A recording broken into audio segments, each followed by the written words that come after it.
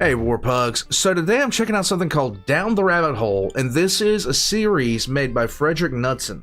I hope I said that name right. But this is about the origins of SCP itself, not the fictional foundation, nothing like that. This is about the actual entire thing.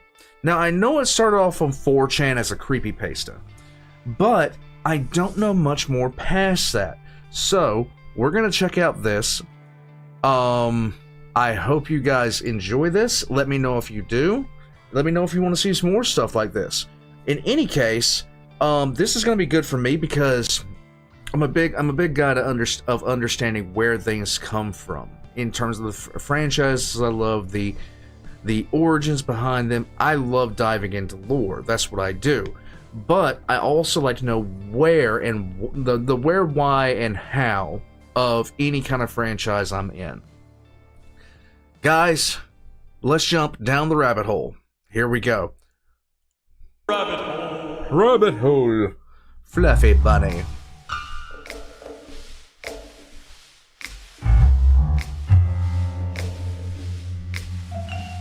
When first opening the SCP Foundation's website, it can be difficult for the reader to shake the feeling they've stumbled upon something they shouldn't have.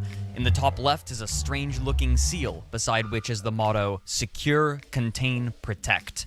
In the center of the page are the words, Warning, the Foundation database is classified. Access by unauthorized personnel is strictly prohibited. Perpetrators will be tracked, located, and detained. Though there are many places to go from here, most readers quickly find the SCPs for which the Foundation is named. Thousands of articles are collated into a massive list, each with their own strange names, such as Telepathy Virus, Charity Worms, and The Hateful Star. Clicking on any of these takes the reader to a formal report, which gives an item number, an object class, special containment procedures, and a description of the object or phenomenon itself. Sometimes, these formal reports will have an attached image and addenda as well, and in the top right, a rating is provided. Most of these reports are remarkably disturbing or strange, a feeling aided by how some of the information is censored with black bars, and sometimes simply removed with the words redacted or data expunged. Closer inspection reveals that the entirety of the SCP collection is licensed under Creative Commons, meaning that anyone can share or adapt it for any purpose, even commercially. So how exactly did this strange website come to be, and who is behind it?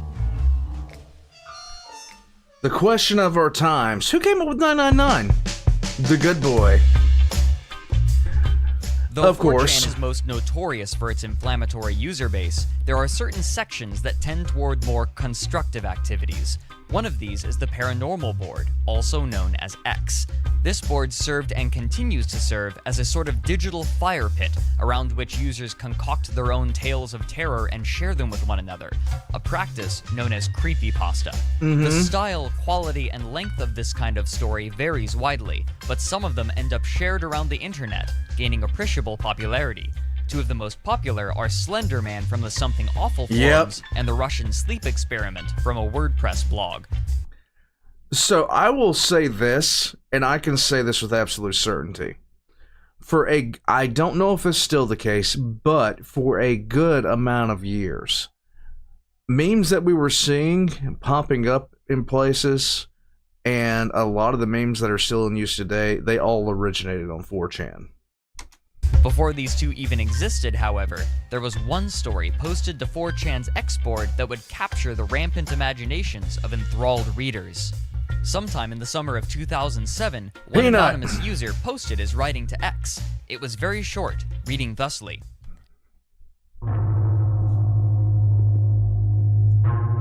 Security clearance document number SCP-173. Object class, Euclid.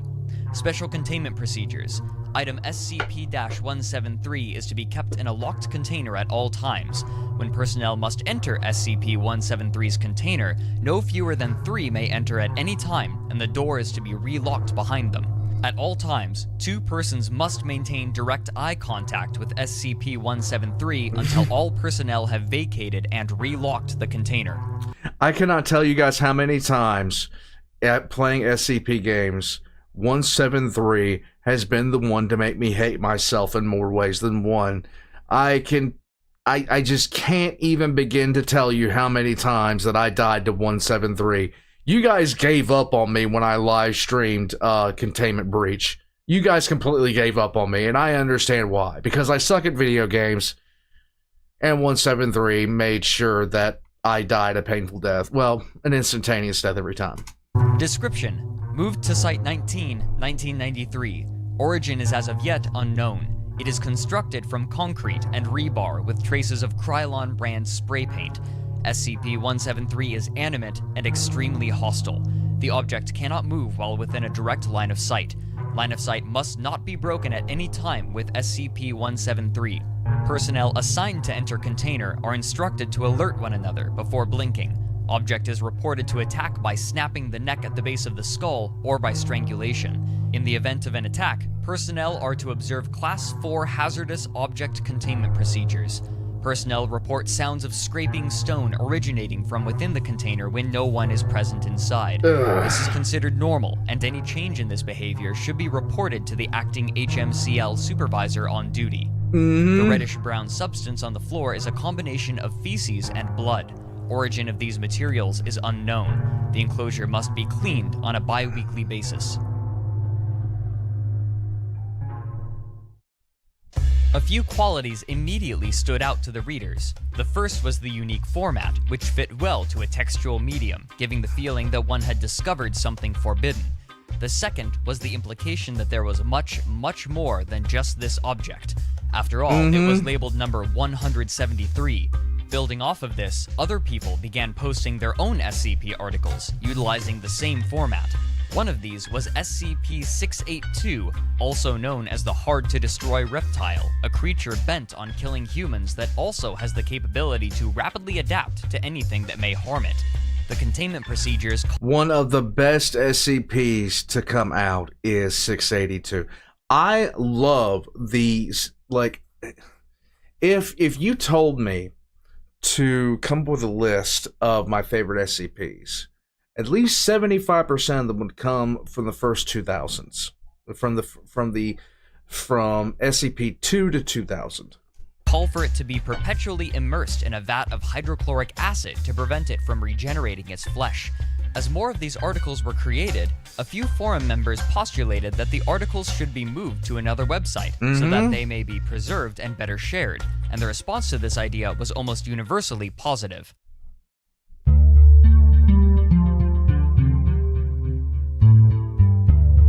On January 19th of 2008, a few users set up a wiki using the website Edit This, where they collected the many dozens of threads that had been created on 4chan and collated them into an unwieldy list. This day marked the first website devoted specifically to the SCP Foundation setting.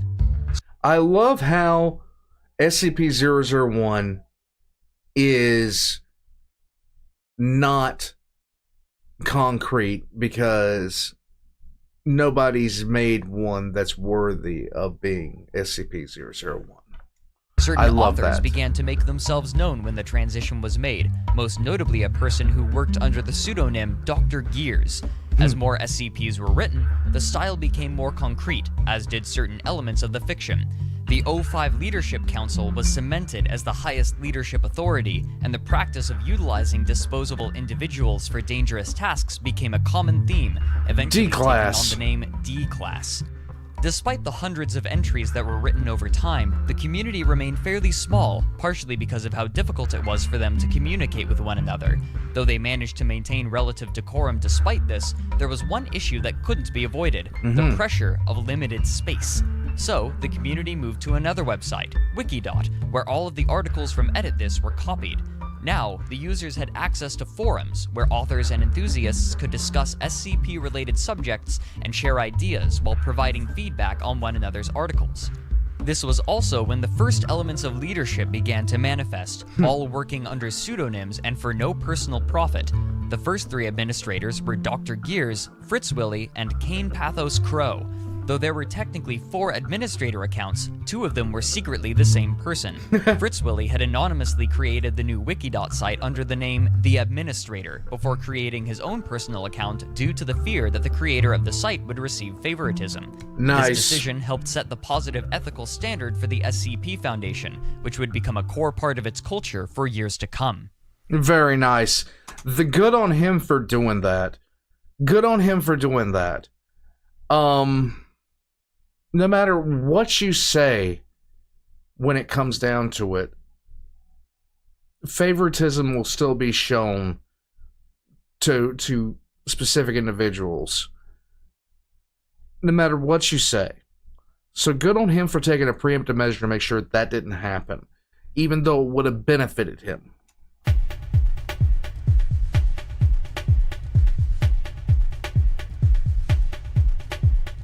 Though the SCP community was still very small, there were enough people that the general quality had begun to decline, since many would simply post their SCPs without receiving feedback. Mary Sue's and self-inserts abounded, and a playful attitude had come to characterize new entries. Kane Pathos Crow described how the atmosphere of the Foundation had changed over time. The Foundation itself is no longer this great shadow that looms over the horizon, too huge and far-reaching to truly see. It has become a pet, something that allows itself to be tamed and groomed. Dr. Gears diagnosed the issue with dramatic flair. As we add, we destroy. With every entry, it peels away the horror more and more. Some entries add and even enhance the feel of the first entry. However, many more tear it down. Along with this diagnosis, he offered a threefold treatment. 1. Massive deletions. We have a ton of SCP items and we could trim over 1/4 of them with no issue. No decommission, no please edit pleading, just gone. Good. Free the number for someone else. 2. Stricter edits. If people ask you again and again to edit your work and you do nothing, be prepared to lose your article. If you don't want to be productive, we have other people who are. If your only response is, okay, you fix it then be prepared to lose your article to the editor. If you make a steaming pile of crap and someone edited it into solid gold, then they should get the credit, not you. 3. Banning. If you are consistently a jerk / uncooperative / stupid / horrible at writing, we do not want you. If your SCP keeps getting downvoted or deleted, maybe you should be doing something else. Instead of constantly cleaning up after bad users, remove the source of the issue. There you go. He concluded by stating, in short, we need to start acting more like the Foundation, a soulless, shadowy, bureaucratic entity with zero tolerance for mistakes, incompetence, or insubordination, one whose actions are carried out swiftly and without apology or explanation. There you go. This plan, however, It sounds cold. It sounds very cold. But sometimes it's needed. And it's because they took this calculated approach that SCP is the way that it is now. could only be enacted to a certain degree due to how few administrators and moderators there were, and the body of people to promote was small compared to the amount of work flooding into the wiki. Stories of wild fancy and wonder proliferated during this time, and many more fiction tales were created. Most notable of these was the Wanderlust series, written by a figure under the name the Fishmonger, who would eventually become one of the most divisive members of the community. Not everybody was happy with this lighter direction, and a majority of the members pined for a return to the more Lovecraftian rhetoric that had originally characterized the Foundation, couched in plausible science. Dissent entered into the administration of the Foundation Wiki. Members began manipulating the rating system in order to protest certain actions rather than police the quality of articles, and one moderator in particular, under the name Dr. Kondraki, began acting out by abusing his moderator privileges. Many of the higher tier writers who had enjoyed the atmosphere left the site, further reducing the average quality of articles. The timing for this schism could hardly have been worse, as the one person with ultimate power over the site, Fritz Willy, aka the Administrator, had been missing for some time. If the SCP Foundation was to survive, severe and swift action would have to be taken. Oh my goodness. The other moderators and admins demoted Dr. Kondraki and issued him a 24-hour ban. When he returned to the wiki only to collect and publish personal details of another user out of spite, he received a permanent ban. To deal Doxing is such a shit thing to do to people because there are crazies out there. That's the thing. You might not think it, but there are crazies out there who will do stupid things just for the fun of doing it. And the sad thing about it is there's nothing you can do to stop the crazies once they've been unleashed. They're just there. I just don't like. I'm glad they banned him. I'll just say that. Deal with the low-quality articles, the moderators enacted the mass edit, where they began systematically sifting through them and manually deleting them, purging large swaths of content with the only community feedback being the page's rating. After contacting the owners of the Wiki.dot site, the administration was able to move site ownership privileges to an active user, allowing for complete control once again. Though a small contingent of users were frustrated about their articles being deleted despite technically having a positive rating, the actions were received well by the community. But none of these actions could compare with the difficulty of the decision they had to make only 2 months after the mass edit. The fishmonger had been one of the most popular writers for the Foundation for some time, excelling in stories that fit with the older, more carefree tone of the Foundation, and he had become one of its centerpieces. After the mass edit in February of 2010, the fishmonger published a story on the website, which was downvoted by one of the other senior staffers, Poor Yorick. He included the comment, "I just find the idea of a Keter-class SCP becoming something intentionally cute within canon anathemic to my view of the site." Side note, in the fiction, Keter-class SCPs are the most dangerous kind commonly found, typically meaning that the Foundation is actively attempting to destroy them or contain them permanently due to the threat they pose to humanity.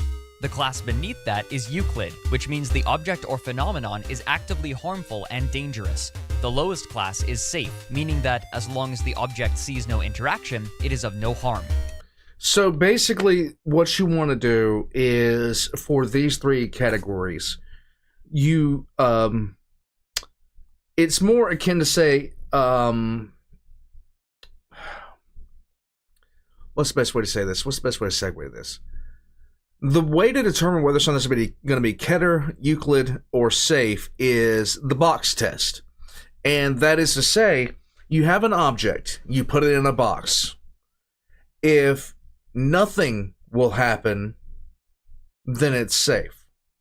If you put it in the box and you don't interact with it and nothing happens, it's Euclid. If you don't know what will happen if you put it in the box, it's Keter. I believe I stated that right. I probably got it wrong. I know people are going to correct me. Incensed by this criticism, the fishmonger replied by saying, quote, "Yorick, your girlfriend told you to vote this down and you're not going to pull any horse shit over on me, so just come out and say it already." He went on to say that, "You don't like it? Fine, vote however you like, but I don't want to hear any more goddamn, 'Hey fish, when are you going to finish X?' because the answer is immediately after you get done kissing my ass." He also called Poor Yorick a little goddamn pussy-whipped bitch, and that he, quote, "made an enemy today." The moderators and admins had tolerated the fishmonger's rude attitude before, but for many, this was crossing a line. A thread was created about disciplining the fishmonger, where they began to discuss their next course of action. Snorlison writes, quote, "Fishmonger has often gotten a pass on behavior because of his contributions as an author. The fact that he brought this up in the inflammatory actions indicates he is aware of this special status, and this is most definitely not the first time he has actively used it." Dr. Gears put it more poetically. "Fish is a foul-mouthed, wretched, petty man who breathes cruelty and shits suffering." Lovely. That being said, he is one of the best writers we have, and therefore we have dealt with this rubbish continuously for some time. Much like an atomic scientist who insists on having hookers for assistants, we have complied with his eccentricities due to the demand for his work. After some indecision, they decided to issue him a temporary ban, and when he returned, they informed him that a close eye would be taken to his actions. He responded with dramatic fervor. He said, "You'll find I respond poorly to threats." At this point, the subject of a permanent ban was raised, and the idea was seen favorably. Dr. Clef said, "I'm a site admin and I have this authority, I am damn well using it."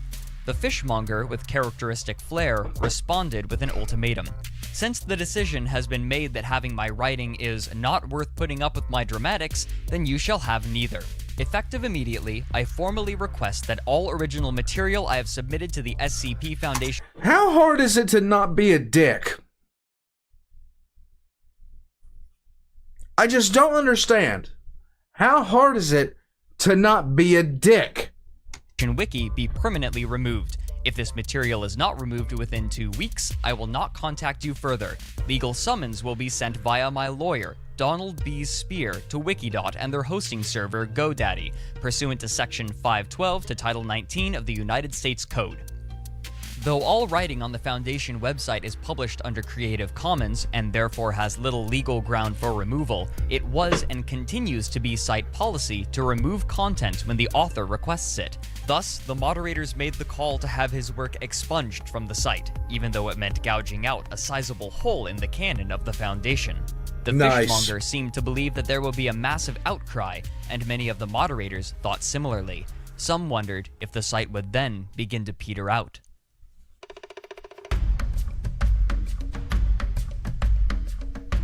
These fears, however, never came to fruition. Rather than signaling the end, it marked a transition for the Foundation.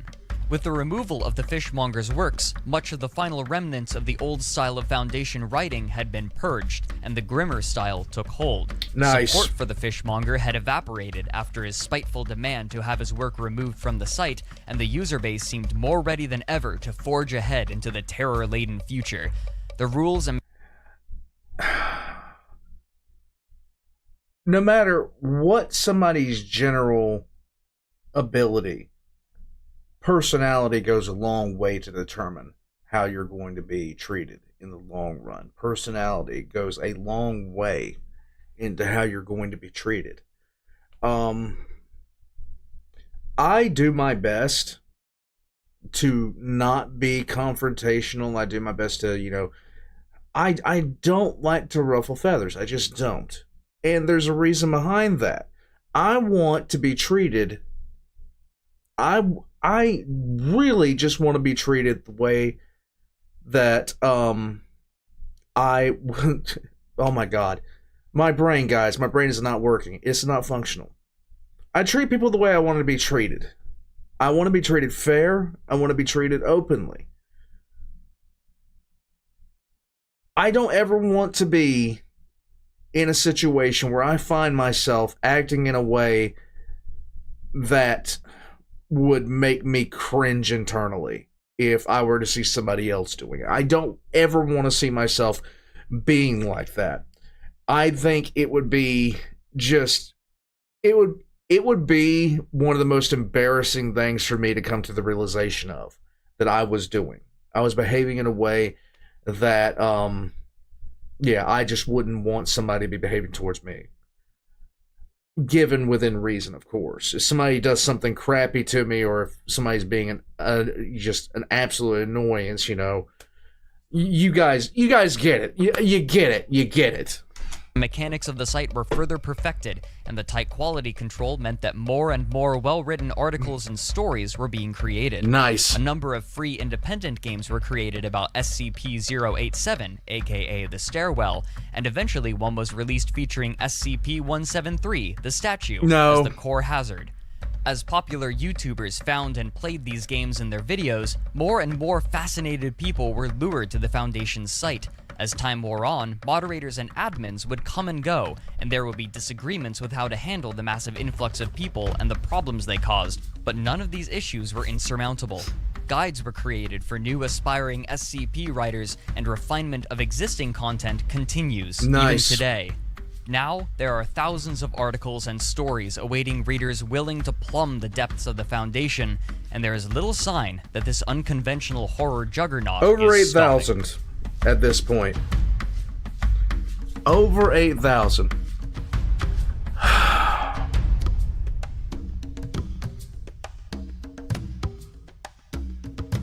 Nice.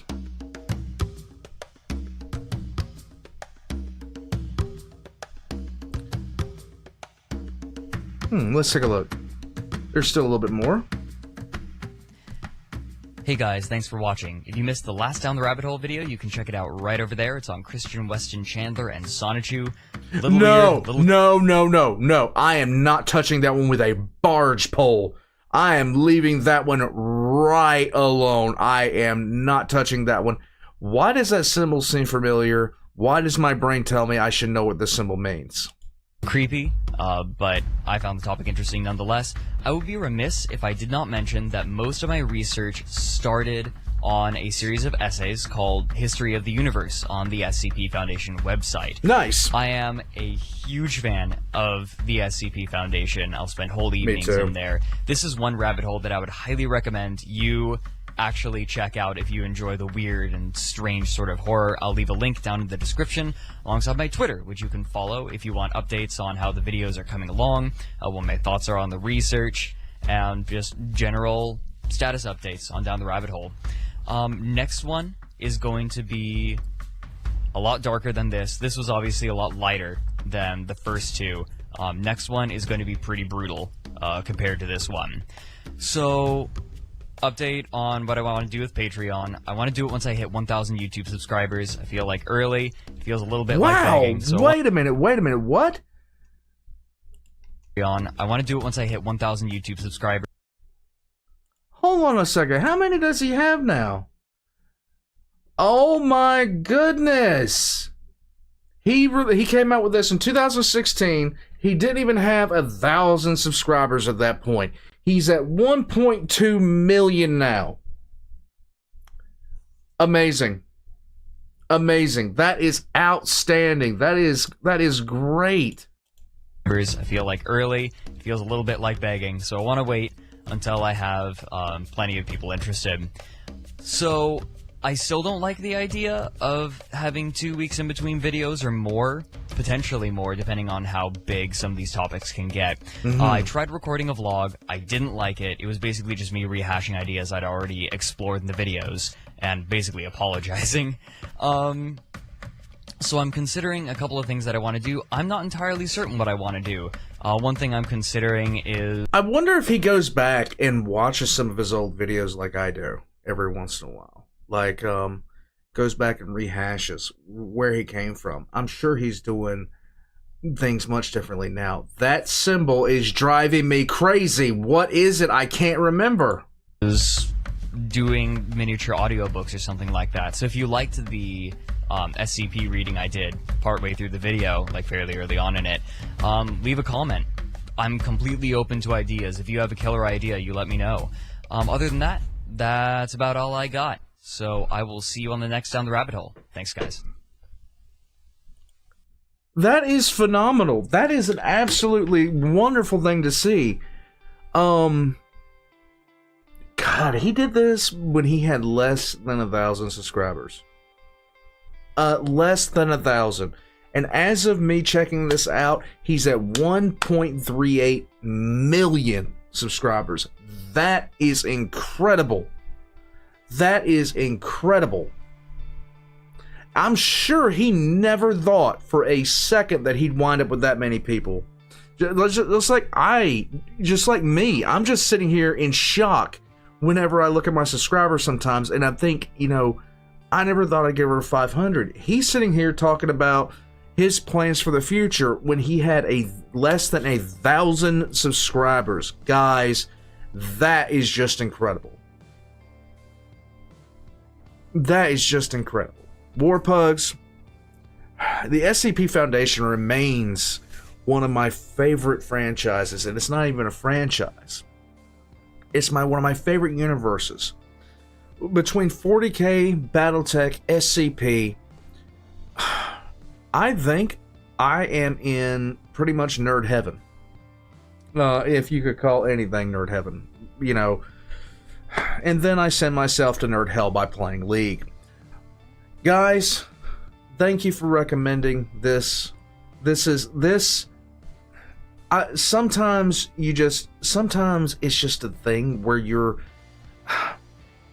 I'm seeing what this guy did, and I look at my own growth in my own channel, everything like that, and I wonder where, you know, I look back at my first few videos, and I think to myself of how far I've come. And I look at my lore channel, and I really I want to get back to that so badly, because that's, you know, I loved making lore. I still love making lore. This guy had less than 1,000 subscribers when he made this. Guys, Marco, thank you for this recommendation. I'm pretty sure I held off. I'm pretty sure I held off checking this out until today, just for this reason, to see someone who didn't know how, just to see someone before. Wow, I don't know. I can't even articulate it. It's so weird that I checked this out today. It's so weird that I checked this out today when I was sitting there and, I was really downing myself today, guys, because I was talking about my lore, the lore channel, and everything like that, and how I really want to get back to doing that, but I just don't know, how I fit it on my schedule or anything like that. And I'm really happy, right now, about the trajectory of, this channel and how it's going, and the great response I get from the community. I have one of the best communities, period, in all of YouTube, and I want that to continue. But I was sitting there, looking at scripts and that I have finished for lore videos, and just kind of downing myself pretty hard. You do that sometimes. I have often said that I have a bad case of imposter syndrome. And so, with my schedule being what it is, and recording being what it is, and my lore videos being as involved as they are, I have been struggling to find ways to be more efficient, and I need different equipment for that. And it's so strange for me to say that, because I started off everything with less than $50 worth of gear.